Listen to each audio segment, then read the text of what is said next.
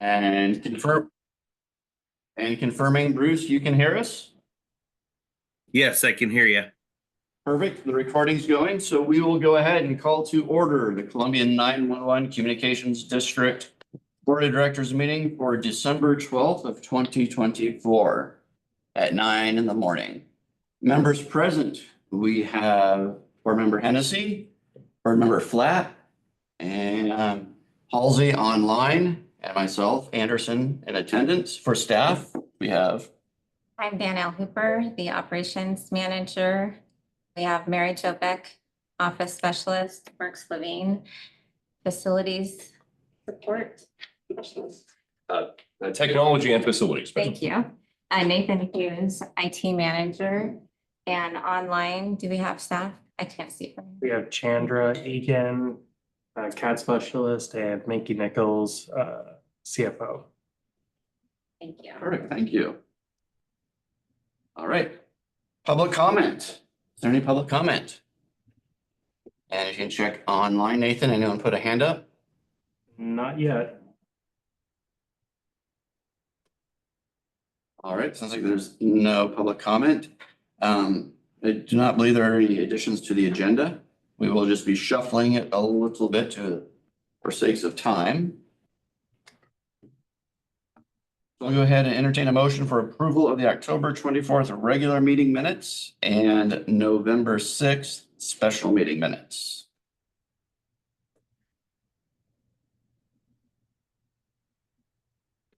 Should do approve the vote. That's presumed. It's been moved by Jeff, I'll second. seconded by Hennessy. Kelly? Any discussion? Hearing none, all those in favor say aye.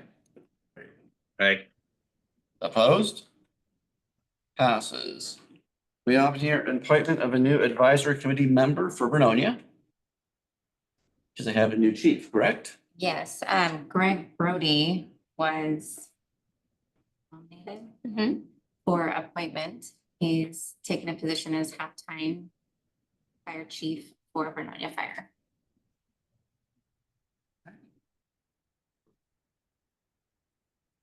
And normally we do the appointments with a motion, so entertain a motion. Make a motion to appoint Greg Brody.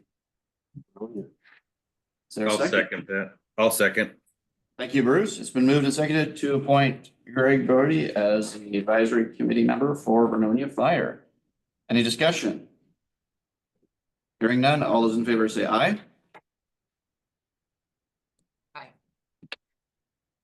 Aye. Passes. Financial reports, budget variance.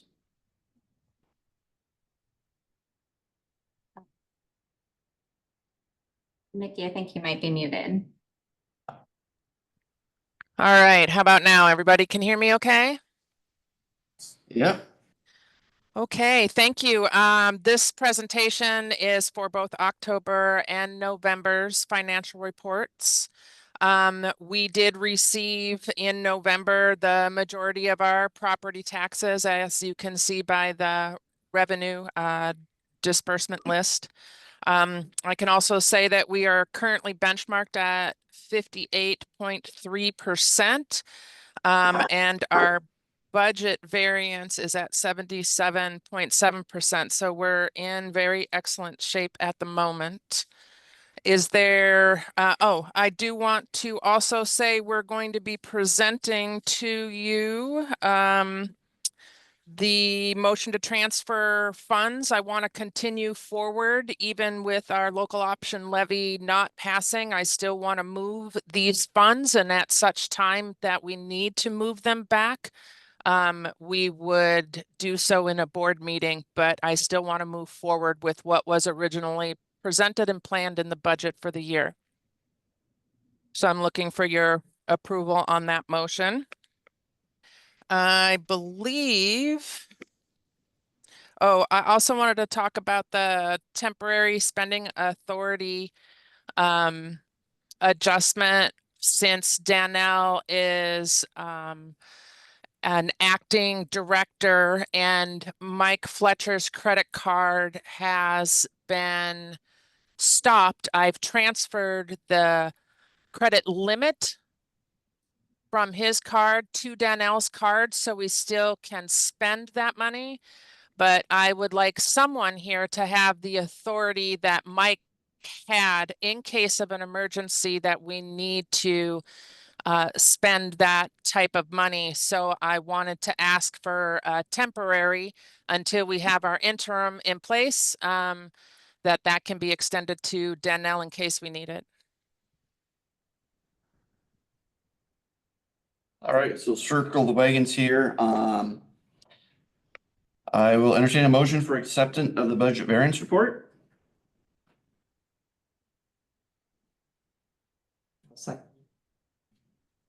So you're gonna make the motion? Yeah. Okay. Is there a second? It's been seconded. Discussion, is there anything to point, any questions on the budget variance?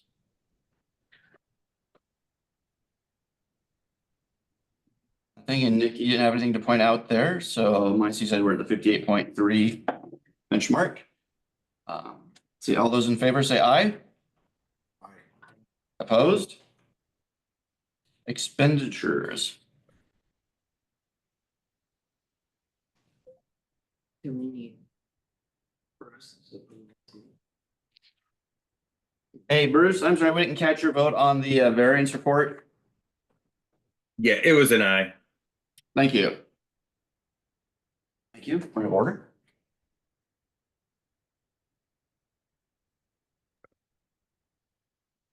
And again, we'll entertain a motion to approve the check register as presented. Yeah, I'll make a motion to approve the register as presented. Is there a second? It's been seconded by Shelley. Any questions? Hearing none, is there anything here on Nikki that you wanted to point out real quick?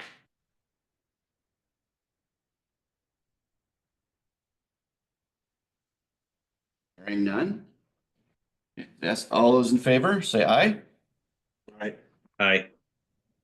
Opposed? Passes.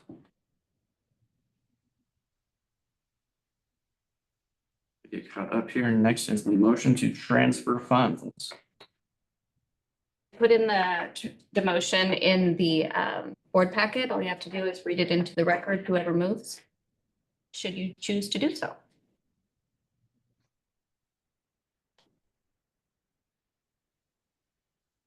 Yeah, I'll make a motion to transfer funds, 1,400,000 from the general fund to the equipment reserve fund, 300,000 from the general fund to the facilities reserve fund as appropriated in the 24-25 fiscal year budget. Is there a second? Second. Shall I seconding? Discussion. Hearing none. All those in favor say aye. Aye. Passes. All right, and this brought upon the temporary spending authority adjustment. Right, Mickey, you gave us a brief little description there. Let me move forward.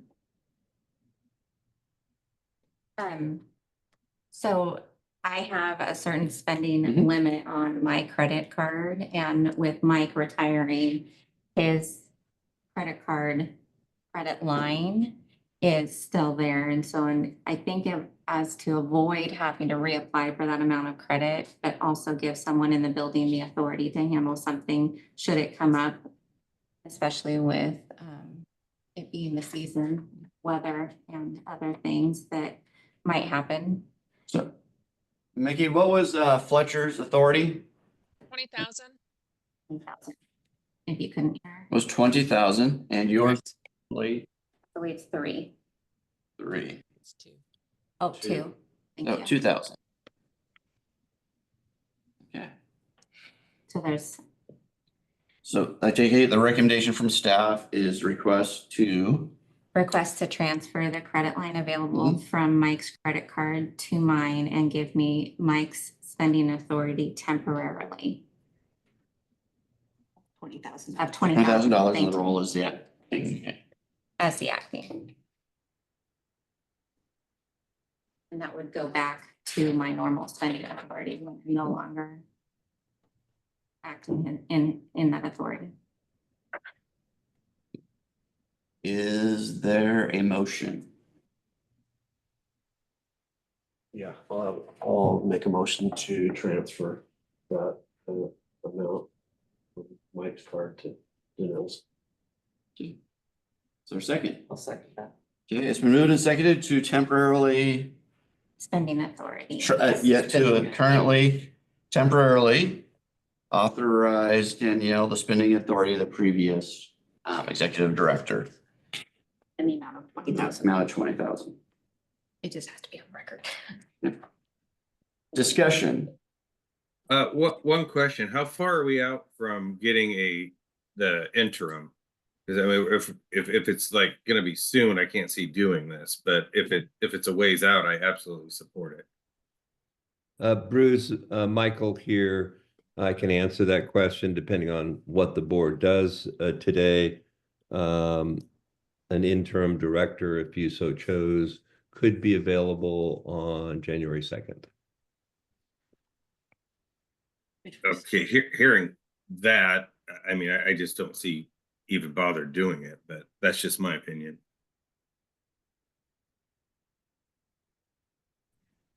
I just have to ask the board. The only thing is, and I appreciate what you're saying, Bruce, the only thing is, especially coming into the time of year where we can be dealing with some inclement weather, and what that can cause. It's just kind of a precautionary thing to have that in place so that Danelle can act if she needs to, if we run into an emergency.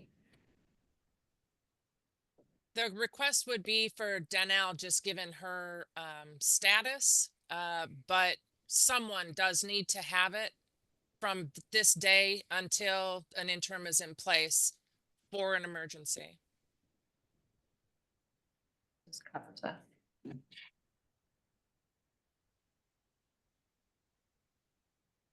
I understand Bruce's concern, because I do not believe that the spending limit authority is part of the contract negotiation for the next executive director.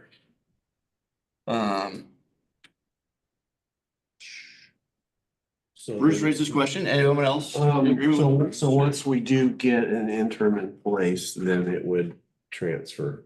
Correct. Correct. As I look at it, we have 2 ways to go. We can take action right now to appropriate, to appoint it to Danielle. And then when we have a new permanent interim to do it then. Or we can amend the current motion to just state that we're going to transfer the 20,000 spending authority authorization to the current acting executive director. Yeah, I'm good with the minute. That kind of cleans it up a little bit. Unless that creates any problems for Mr. Peterkin's thought. No, I think that's a financial decision that the board needs to make. So I'll leave it to the board. We can either call for a question and vote on the current motion, or we can amend it. I think amending it. Yeah, I'd like you to just amend. stated would cover All it. right. And who made the motion originally? I did. Jeff? So you're amending your motion as such? Yes. Is there a second on that amendment? Second. So for sakes of clarification, you're amending your motion to authorize the spending authority of $20,000 to the acting executive director, Yes. correct? All right. All in favor of that motion on the amendment, say aye. Aye. Right. Okay, the amendment has passed. Now to vote on the motion itself. Is there any additional discussion?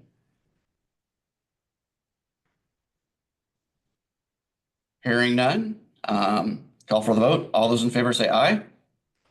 Aye. Opposed? It passes. Yeah, it's just nice to have that in place in case it is a short time, so nothing, it's not needed for anything. Thank you. Perfect. Operations manager report. Yes, I'll put my operations manager hat back on. Staffing wise, we have a lot of movement and a lot of progress in hiring. We've overlapped 2 hiring cycles, one that we opened June 20th. We have now completed all phases and 2 applicants have accepted our official job offer and will be starting on January 6th. So Kirby is working and ready to start an in-house academy and get them going. The second hiring cycle that overlapped that opened on October 1st. Between the 2 hiring phases, we are seeing an every time increase in the number of applications we're receiving. I don't know if you remember, but about a year and a half ago, we were getting 12 applications. That first one in June, we got 29, and the second one, we got 44. So big difference in the interest that we're attracting. Out of that 44, the testing has been completed. We have 5 in background phase at the time of this report. We gave 2 tentative job offers in addition to that yesterday, and so they're now in the background, and we're interviewing 4 more tomorrow. One of which we are very excited about, a fully certified in the state of Oregon lateral with 15 years of experience. So that, yes, that is our agency has been very successful with laterals. That's not always the case because 911 centers are so different, and we are very happy that it's a good sign of your reputation of your agency if you're attracting laterals, big ones that are currently certified in the state of Oregon. So we'll be meeting with them tomorrow. There was some change in the Oregon laws regarding hiring, especially with 911 centers. And so we do have requirements to go through the background and the psych. If I could, I would start them tomorrow, but we need to still go through those phases. I am going to anticipate opening hiring again in February, but these numbers that I'm discussing right now, potentially at the next couple of meetings, I might be talking to you about over hiring and going above our 17 that we are budgeted for. But I'm just bringing that up now because many times when we do go through the hiring phases, we tend to lose 1 or 2. So the numbers are there now, but that could very much change.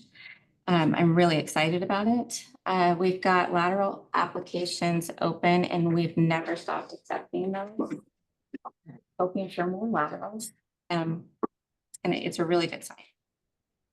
Currently on our staff, we have 4 certified training officers and another one that's going through the process. With all of these new hires coming in, we are going to be pulling double duty on some of them and asking a lot of our staff who are already very tired and overworked from covering the schedule. So I really want to make sure that you guys know the staff are really pulling together and they are all talking and ready to take on this challenge to get staffing up quickly. We had our trainee that was in training the last time I gave a report did not complete and meet the standards and is no longer with us. And our staff that we talked to a few meetings ago about a peer support program have now launched that and are sharing that, and it's getting more active and in place. And so that's going to be really good for maintaining resiliency and retaining staff.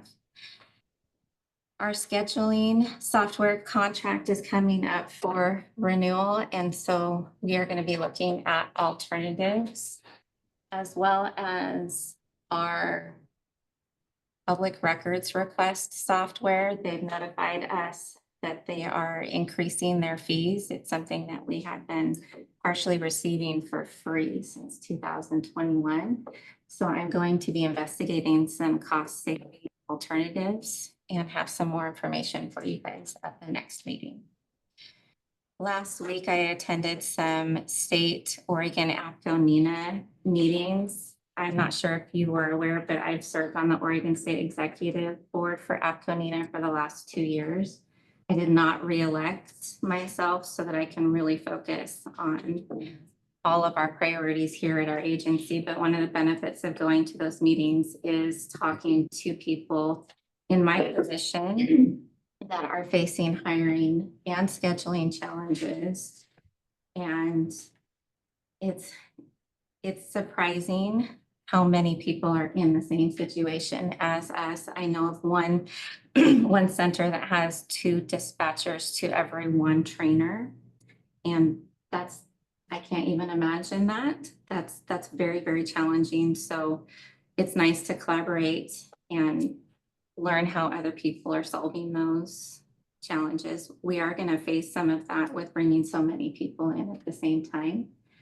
And I have a lot of confidence in our staff that we can make it through that. Does anyone have any questions for me about operations?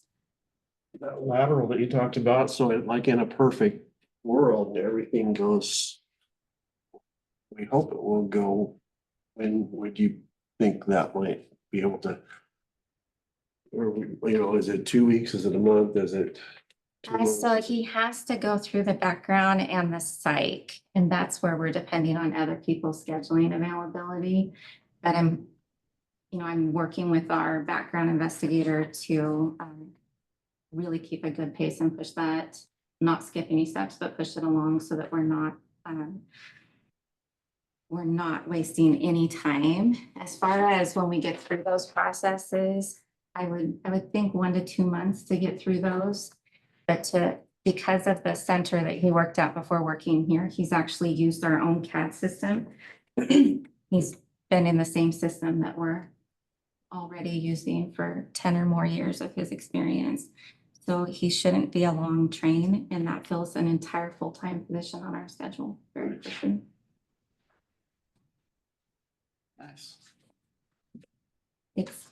It is encouraging since our staffing solo.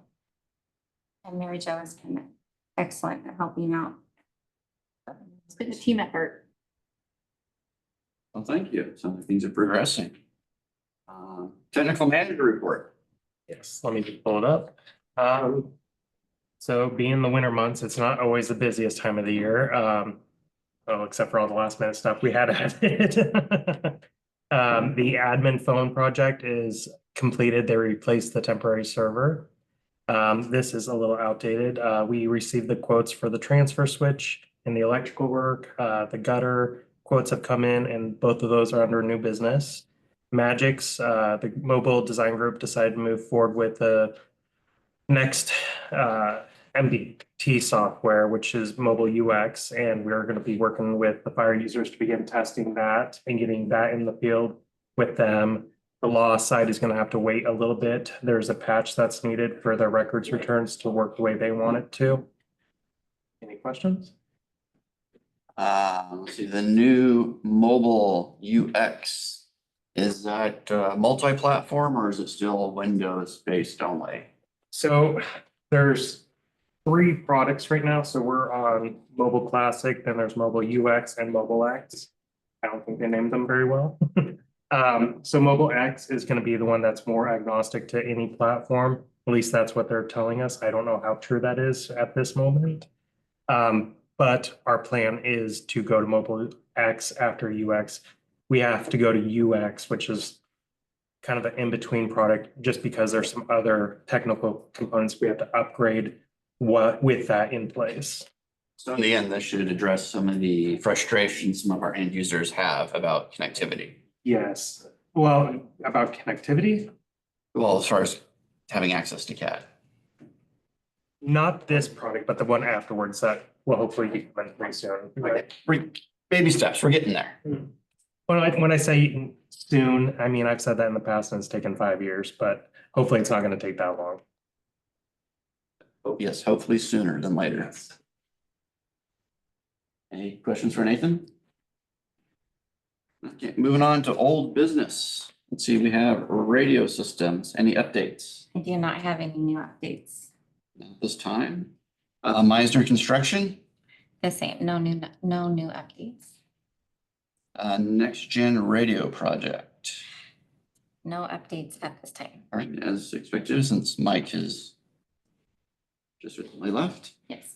Transfer switch, we're gonna talk as part of new business. We'll follow up on the SDO conference and there's some in the meeting for Mary Jo. I know that's very important. And with that, I do believe we are going to be entering executive session here. Under ORS 192.660, section 2A, employment of public officers, employees and agents. ORS 192.660, sections 2H, legal counsel, and ORS 192.640, section 1 for public notice. We will be suspending the regular board meeting here at 9:26, and after executive session, we will re-enter into normal session. We'll advise those in the lobby when we do, and we expect to continue on with new business and action afterwards. Good. All right, so now recording's going. Lobby's back open. Executive session ended at 11:48. There's a 2-minute restroom break. Doors back open to the room. So we are going to resume the regular session of the Board of Directors meeting here at 11:50. Now, I do think as a point of order, if I recall right, our bylaws do state that we have 2 hours meetings, and if we're going to go past 2 hours, we have to make a motion to say, yes, we're committed to that. I'll make that motion to extend the meeting. All right. Assuming there's no discussion, all those in favor say aye. Aye. Opposed? Captive audience. Okay, we're gonna move on. So that brings us now to new business. So we have on here a T-Mobile co-location at dispatch. Yes, give me 1 second. This is Nathan's, yes? So T-Mobile, or at least one of their subcontractors, reached out to possibly co-locate at our tower. I told them I would reach out to you guys and ask for your approval to start moving forward with them, getting all the details, equipment. Upon your approval, I'll be working with Day Wireless to make sure that it's kosher with all of their equipment. And yes, we're just really at the beginning stages of this, so I just want your direction. So basically, I'm just saying that we have no upfront objections to you potentially working with Peterkin and Day Wireless and the rest to make sure on a non-interference basis that they can co-locate. Yes, and the current plan, at least from the discussions I've had with them, is that they're not going to be putting equipment in our server room. They're not going to be building a shelter. They're going to be putting some enclosures outside, probably by the tower, for their equipment and running power back to our system. I don't believe we would need a motion, but just by consensus, anyone.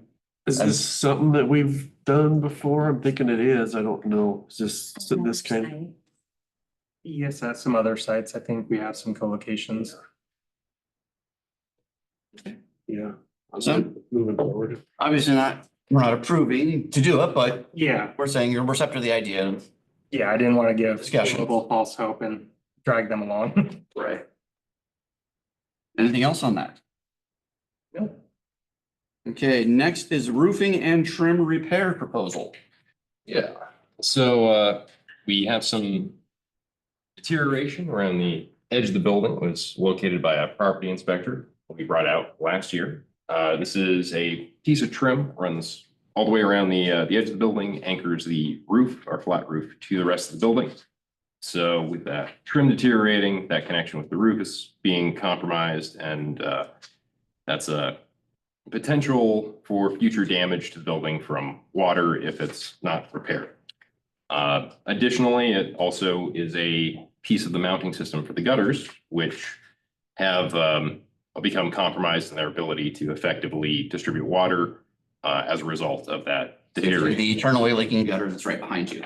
Yes, exactly. Yeah. So those, that's the biggest part of its repair. There's also a couple of cracks in the building, which that inspector located as a result of the building settling over time, including the seam between this conference room and the main building. It doesn't think it's going to be the inspector didn't think it was going to be a big dramatic repair, but part of this whole project is really restoring that protective water envelope to the building to prevent further any interior damage. Because these two different modules were put together and the seam needs its maintenance. Exactly. So that's really what we're looking here. It's part of regular maintenance and just hasn't been done for some time. Should be doable to replace that trim, as well as some other areas of trim around the building. We have some vertical trim, which is also showing water damage, some of the trim around some of the building windows. So what we look for here were contractors who'd be able to do all of that maintenance work. We contacted, I believe, 4 groups here received bids back from, and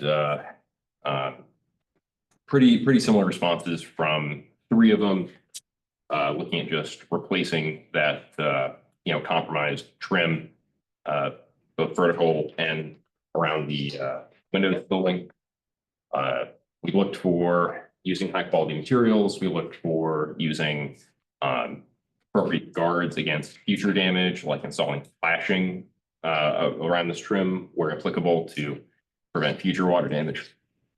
We did receive 1 response here, which had a different scope of work. They were looking at installing like metal parapet capping, which I feel would be a very robust and durable solution, but it's beyond the scope of work and it's beyond what our property inspector thought would be necessary when they assessed it. And I understand there is a staff recommendation. There is. The response from Phoenix Quality Construction is it's one of the lower, but it's not the lowest price response.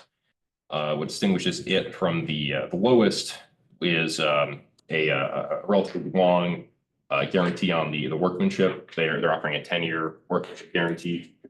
The lowest competitor was 1 year, and for the gutter installation, Phoenix Quality Construction has in their bid the inclusion of some leak cleanouts on the downspouts, which with the installation of proper commercial grade gutters should allow us to maintain them in the future significantly with significantly lower investment of time, hopefully preventing buildup and blockage. And I'll admit, in all of my paperwork here, including copies of the proposals that you received, I have displaced that one. So the staff recommendation is Phoenix Quality Construction. so to look at it, that means you Yeah, so the Cedar Mountain, okay, Phoenix Quality. total amount there would be 26,620, including a 10% contingency for unforeseen damage or expenses, bringing total cost to 29,282. 29,282, you said? Yes. Hey, leave that. There is possibility of some further investment in very much related projects, depending on once this trim is removed, extent of damage that exists behind it. There are certain parts that have certainly been exposed to water over time, so. Well, there's a 10% contingency, but as with all projects like this, what gets uncovered in process is a no. Yes, so if it's, beyond that, of course, we'll return to the board for those greater expenses. We also will likely be looking at repainting the entire exterior to solidly support that water envelope. It's a note that several of our contractors had is full repainting is probably a good idea. But that will be probably after this work has all been done, and definitely be more of a spring, summer type project. First take care of the needs, cosmetic can be done. Absolutely. All right, well, I'll entertain a motion to go with Phoenix Quality Construction for staff recommendation as quoted. For, it was a $26,620, including a 10% contingency for a total of $29,282.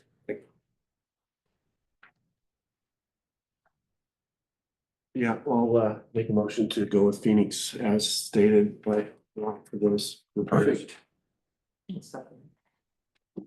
Jeff made the motion, Shelley seconded.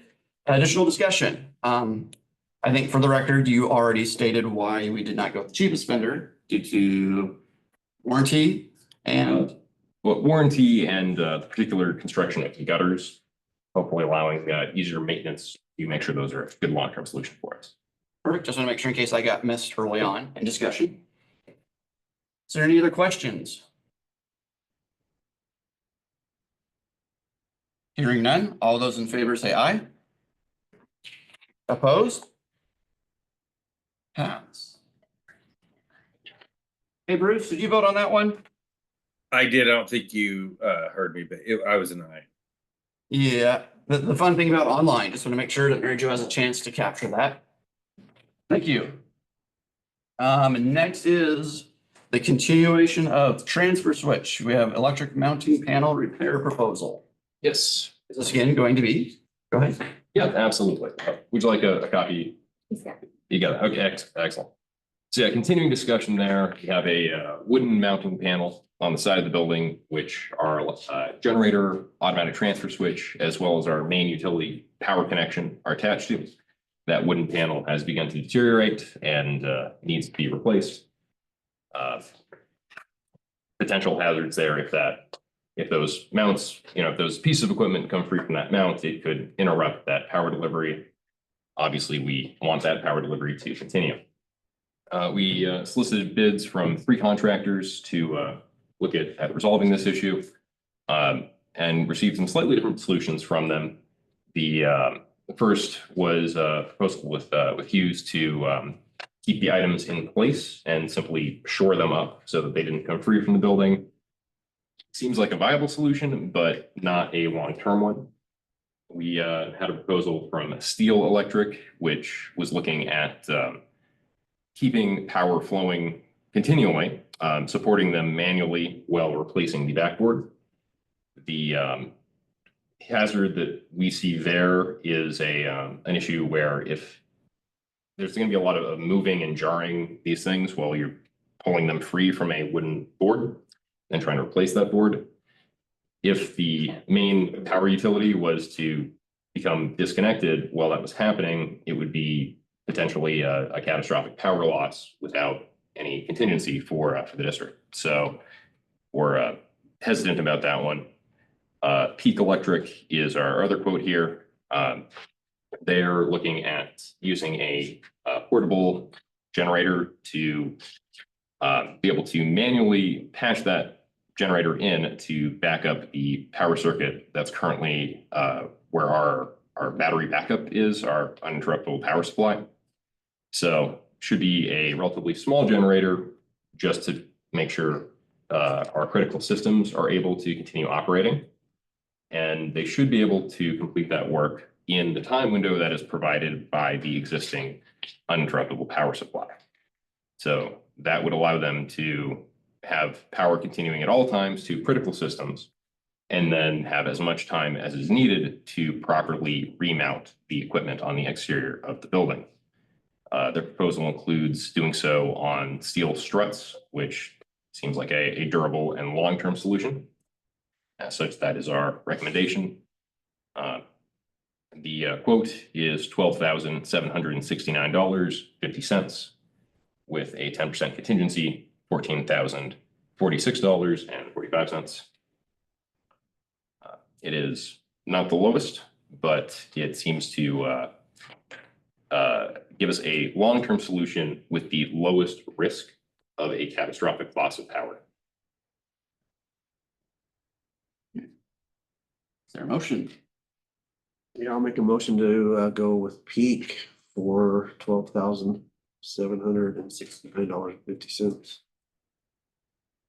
And With the contingency, that'd be $14,046.45. thank you. Is there a second? I'll second. All right. Any discussion? Well, I think this is just the lowest bid isn't always the best bit, so that's why we're going to peak over. Well, and the risk of not having power to me is huge. Yeah. That would be catastrophic and I don't think it's worth the risk by saving a few bucks. Because if I recall, this is post our generator, our on-site generator. Well, It'll be out of the system when these are disconnected, hence why the priority on having another generator brought online to augment our battery backup in case there's other issues take place, when our batteries, if they were to go out, we don't lose all power, period. Exactly. The connection to that site generator is part of the exterior work that has to happen, and it could also very well be compromised while trying to work on it live, so. And I'll throw out that part of this is we're gonna be having Day Wireless, their radio side, their phone side. We're gonna have a lot of techs on site in case anything goes wrong, so we can come back up as fast as possible or transfer our calls. It's nice to finally get these proposals in. I know this is something that's been on old business for a couple months, and you guys have been working on it to ensure seismic and all that stuff was addressed in the quotes. So thank you very much for your hard work on it. Does anybody else have any questions or comments? Hearing none, all those in favor say aye. I, Bruce? Aye. All right, passes. And thank you. Thank you. All right, so now on the agenda, we have operations levy. Say about considering May of 2025. So unfortunately, the levy did not pass in November. And like, what options and what direction for us to take.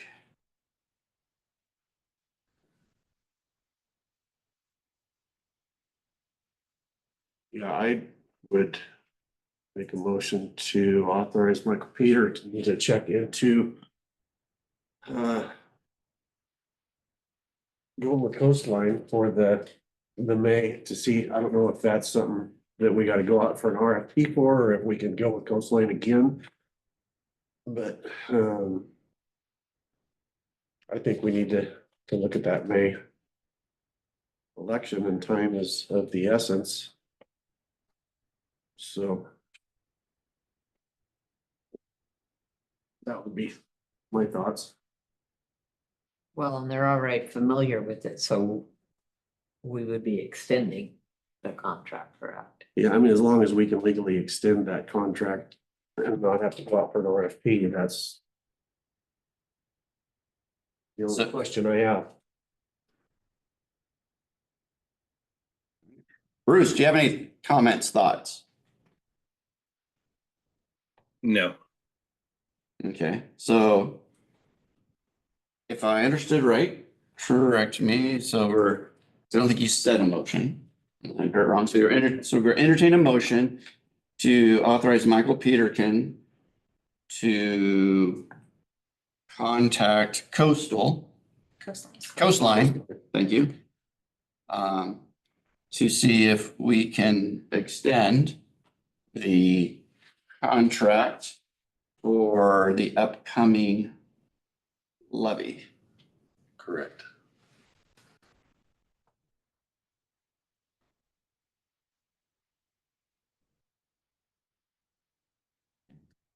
Correct, is that saying yes to the motion? Yes, correct, as stated by Rob. Okay, so it's been moved and seconded. Did you get that, Mary Jo? Mhm.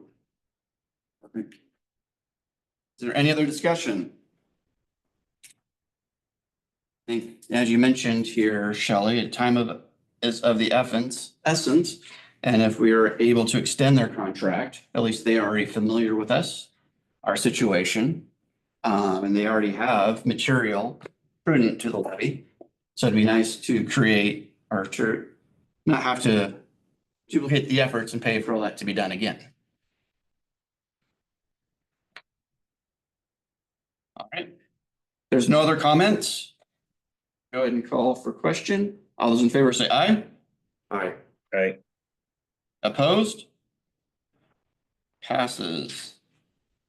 Next on the agenda, permanent director recruitment. Oh, I would like to make a motion that we authorize Peterkin to enter into an agreement with Brian Burright as the interim director.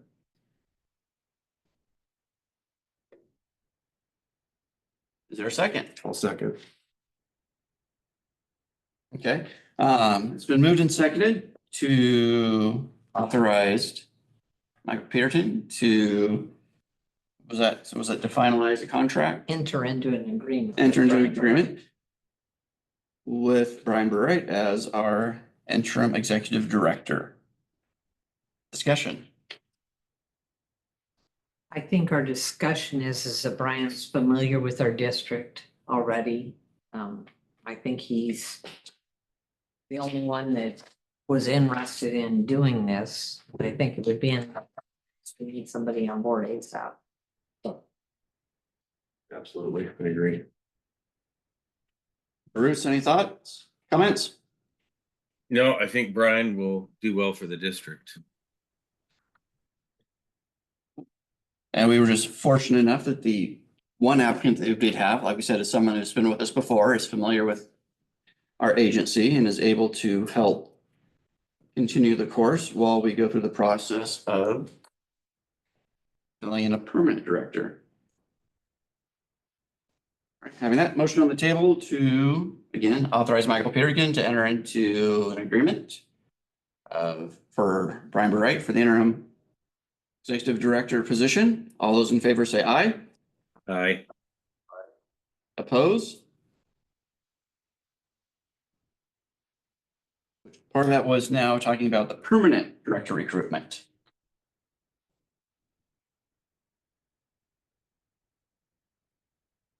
Now, Personnel Committee has been working on this, or, no, you've been working on the interim. And with that, with all the legwork you've already done, I see a problem, but if Burright does accept this position, I believe it would probably be his number one of his top priorities for him to work with the Personnel Committee and probably Peterson on establishing a process of Permanent.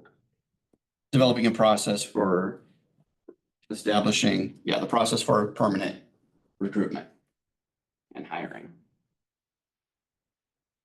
Whether that be through SDAO or a third party. Looking for a motion to make that happen. Or are we good? We need a motion for the personnel committee. That is a consensus, direction for the Personnel Committee, but I guess it wouldn't hurt as a motion. Might take formal action to direct them to. Yeah, I would make that motion to have a personnel committee work with. Hopefully work with our new. With Brian to. Find a permanent director. So and until Brian gets on here, so. Should I say for the interim executive director? Yes, there you go. Okay.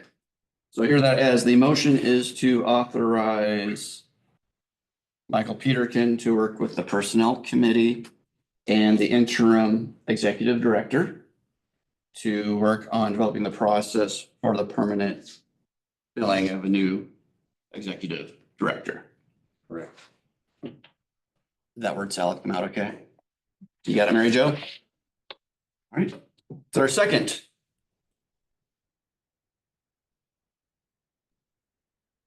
Can I second it? Means I'm on that committee. Yes, you can. Second then. Okay, it's been moved and seconded. Discussion. No, we just need to keep moving forward. So it's, yeah, I think with the holiday season upon us and schedules being very chaotic, it's kind of nice for everyone to hopefully be able to get this process start rolling. So we can at least have a plan that we can implement, because we know everyone has the holidays off and we can't do anything directly right now. Bruce, did you have anything to add? No. Sounds like a good plan. Yep. No, I'm good. All right, all those in favor say aye. Aye. Opposed? Passes. Taking a peek at all of my notes here, because I see no other new business listed. Is there any other new business anyone else is aware of? Hearing, Independent contractor agreement, do we want to discuss that at this time? yes. You are correct. Yeah, Do you have a motion you want to make? Yeah, I would like to make a motion to direct Michael Peterkin to enter into a discussion on an independent contractor agreement with Mike Fletcher not to exceed 25,000.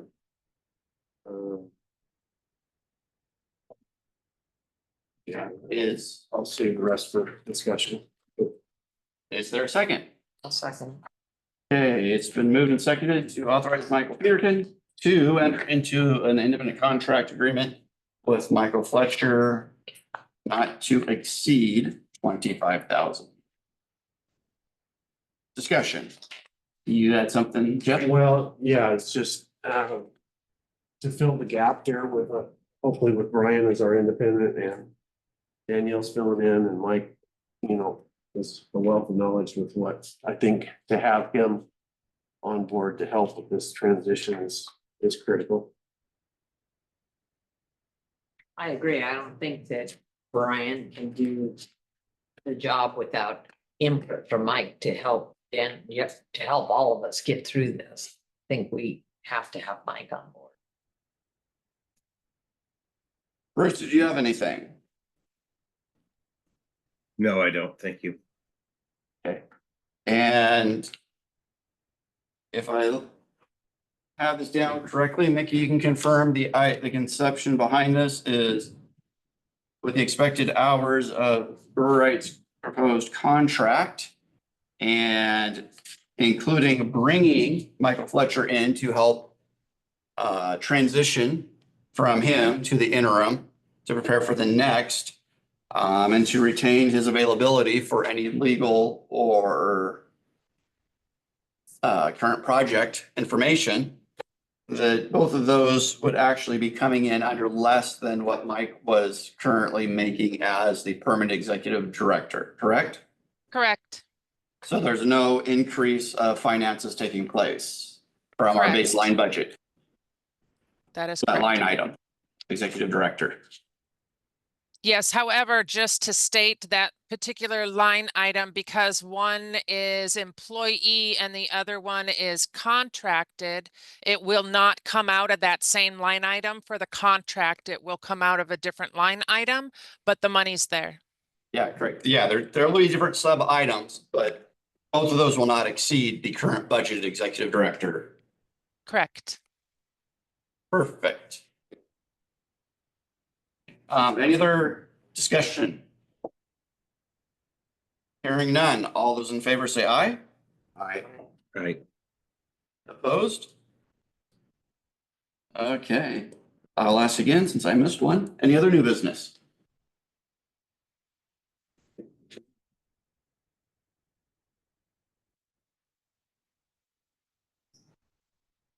Nothing from staff? Agenda items are January 23rd, 2025. I know one of them you mentioned is public records. Yes, You mentioned that bill, they've been bought out or whatever, so we're to do a $6,000 price increase, you're looking at different. yes, I was just notified of that increase and I will be investigating cost saving alternatives. So that was part of your report and that'll be part of the new business for next meeting. I'll bring more information next meeting. Be nice to try to cut off additional 6,000 if possible. When is that next meeting? Do we have a date? January 23rd.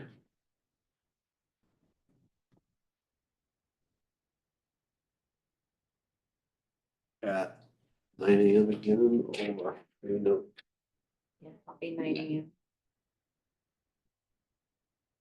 Does that date look good with everyone? yeah.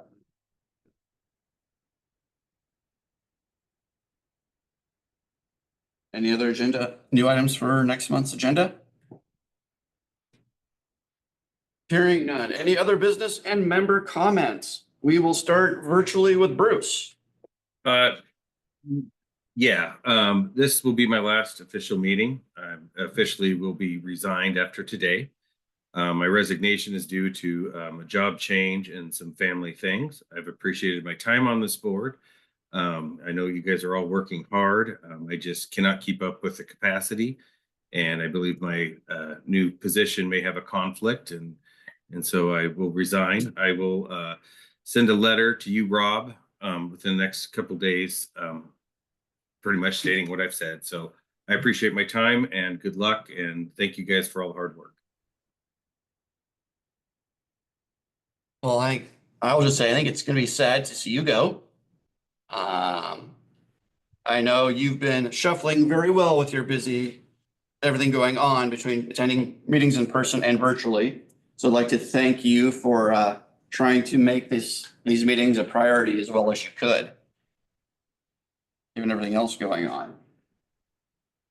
It's sad to see you go, but congratulations on your new position. Thank you. For Bruce. Yeah, same thing. Congratulations, Bruce, on your new position. Hate to see you go. Hate to see another open spot, but we'll make do and get through, and wishing everybody happy holidays that I don't see before then. Just gonna echo Bruce, wishing you good luck and enjoyed working with you on this board, and yeah, best of luck. Gonna miss your help here. I also want to give a shout out to all of the staff. You guys are holding this thing together, so appreciate that. Hopefully we can get some more help in the near future right away, so. And Bruce, that was, so as your resignation is effective immediately at the termination of this meeting? That is correct. That is correct. Therefore, we have a vacancy. And if there's no objections, I would deem it probably appropriate for staff to work on filling this position the same way we did with your position, Jeff, when Jeremy left. Yes. Which for process, remind me, is going to be notifying the public for interest. Do we have to take action? I think consensus of the board is probably fine. We'll take action on the appointment. Yeah, we'll just use the process that we did before. I think I'll put it out in the spotlight, and they'll have until January 23rd to give a letter of recommendation. If you like, I'd have them send it to your email, or it can, or Danelle's as acting executive director. I'll leave it up to you, Danielle. It goes to you, or if you want it to go to Mary Jo. However you doing it, or you two can figure that out. That's fine. And then you guys can review those at January's meeting, and then hopefully we'll be able to appoint at that time. Well, this comes out of Bruce's zone, correct? Correct. So Or zone 1. So we need to make sure that the spotlight's getting to that zone, All right. right? Yeah, Is there I think- another means of? Well, we can post it on our Facebook too. Well, I think hopefully, Bruce, are you willing to work with staff to at least finding the best way to let it be known in your community, in your zone? Yeah, actually, I've had one person that has reached out. I've talked to her a little bit. I haven't got to call her back yet with a little bit of phone tag, but from the little conversations I've had with her, she may be a good candidate and she may have some interest. So I'll make sure that, is it okay for her to reach out to you, Mary Jo, or how would you like that done? And then I'll try and get it out to other community members, of course, too. Sure, as soon as I draw up the publication, I can forward that to you and you can forward it on to the contact that you have. And then she can be in touch with me and it'll outline all the information as far as the letter and where to send it. That.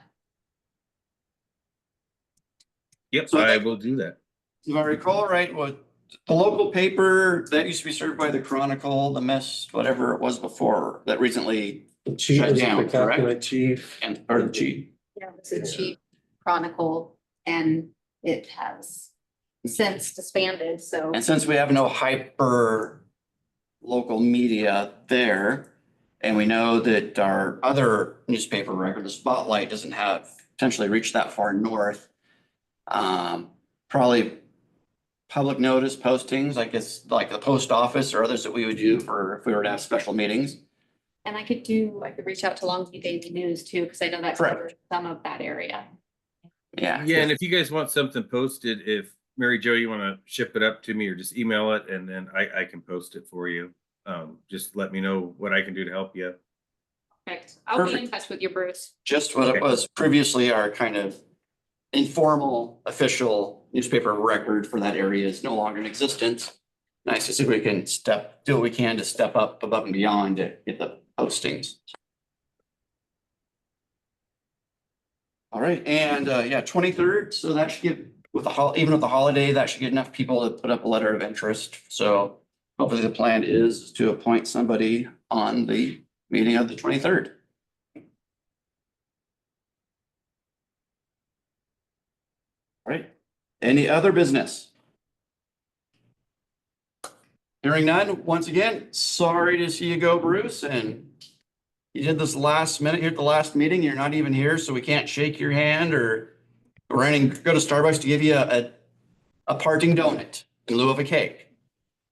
I appreciate that. Thank you guys, and I wish you the best. All right, thanks again. Thanks, Bruce. We are adjourned at 12:26.